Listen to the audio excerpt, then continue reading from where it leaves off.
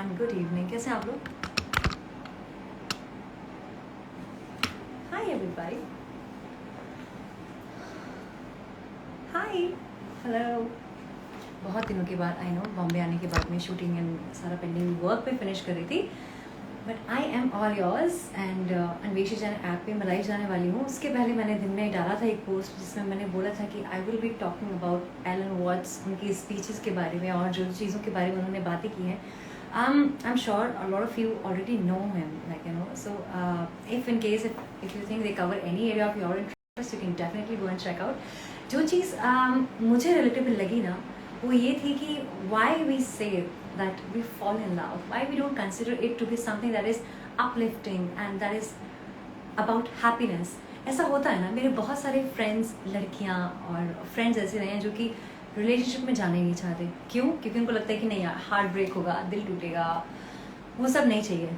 तो ultimately Elon watts का ये कहना है कि जब आप रिलेशनशिप्स को अवॉइड करते हो, प्यार को अवॉइड करते हो, क्योंकि आपको इस बात का डर होता है कि फ्यूचर में आपका दिल टूटने वाला है, तो आपका ये सबसे बड़ा लॉस होता है, बिकॉज आप अकेले रहते हो and you I mean there are many psychological problems that actually eventually takes over because you're not loved, and eventually we all need one thing, and that is love and to be loved by someone, right?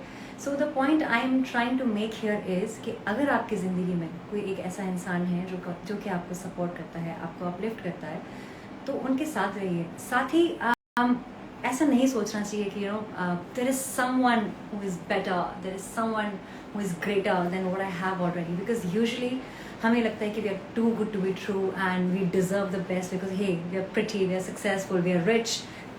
सारी चीज़ें होती हैं। I understand that ego plays a part and easier said than done, but I think I have personally always valued just one thing in men, especially if I am like attracted towards them. I mean, a lot of you have always asked me this question that what do I look in a man? But subconsciously ना, मेरे लिए सबसे ज़्यादा matter ये करता है कि वो एज ए ह्यूमन बीइंग कैसा है, मतलब मोरल वैल्यूज़ है या नहीं, एथिकल है या नहीं, अपने पेरेंट्स को लेकर के क्या सोचता है, और how much respectful he is towards people who are like in not same status as he is. Apart from that, क्योंकि क्या है ना, अगर किसी बंदे में मोरल कंपास ही नहीं है तो मैं इतना इनसिक्योर रहूँगी, बिकॉज उस बंदे को इस बात से फ़र्क ही नहीं पड़ेगा that whether he is loyal to me or he's cheating to me, he will not even mind lying to me, and it really is very very relevant in today's world कि हम पैसा दे करके, घर दे करके भी चूज़ अ पार्टनर, और हमें लगता है कि यार ये बॉयफ्रेंड में सारी चीज़ें हैं लेकिन इसके पास ये पर्टिकुलर चीज़ नहीं है, let me just ditch him and move on to someone better. There's recently I was studying and it is such a interesting study. It's obviously little it's about actually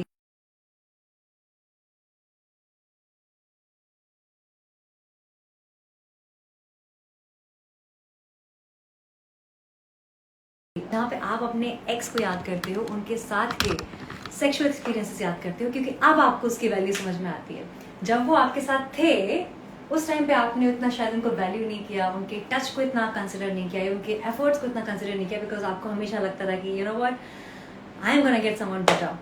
तो अगर कोई इंसान है जो कि आपको प्यार कर रहा है, trust me, you always get what you deserve at any stage of life. So if you're thinking of changing a partner क्योंकि आपको लगता है कि आप बेटर डिजर्व करते हो, just think within yourself that what have you done actually that you think that you are better than them, even as a human being, might as well दूसरों की जय के पहले खुद की जय करें। एंड सेट रूल्स तो होते नहीं है ना लाइफ के, after all karma again is a thing, right?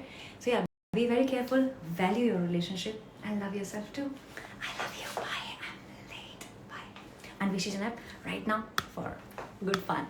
Bye. I'm gonna sing songs. I'm gonna talk.